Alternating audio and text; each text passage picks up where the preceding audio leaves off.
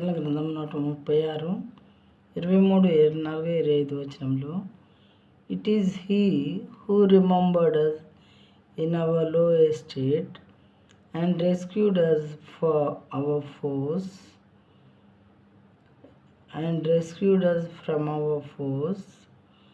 he who gives food to all flesh, for his steadfast love endures forever.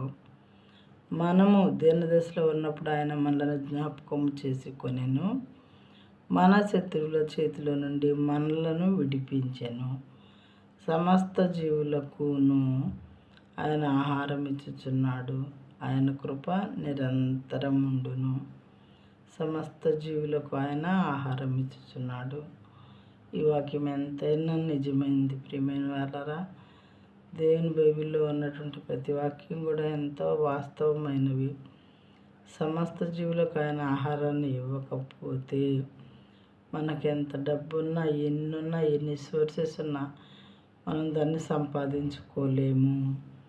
మనం దీనదశలో ఉన్నప్పుడు అయినా మనల్ని జ్ఞాపకం చేసుకోకపోతే మన లైఫ్ ఎంతో మెజరబుల్గా ఉంటుంది.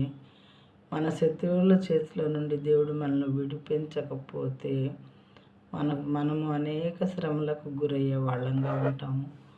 ఎంత డబ్బున్నా సరే, కొంతమంది పెద్దవాళ్ళు ఏమంటూ ఉంటారంటే, ఎంత చెట్టుకో అంత గాలి.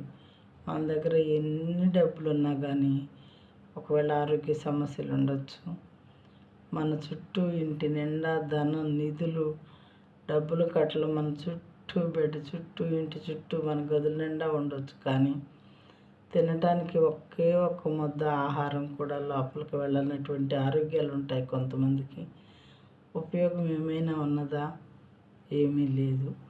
మన మానవుల్ని సరైన మార్గంలోనికి తేవటానికి, మన గర్వం మనలో నుంచి పోగొట్టి మనల్ని మనుషులుగా మార్చటానికి దేవుడు ఎన్నో ప్రయత్నాలు చేస్తారు, నా బిడ్డ సరైన మార్గంలోకి రావాలి అని.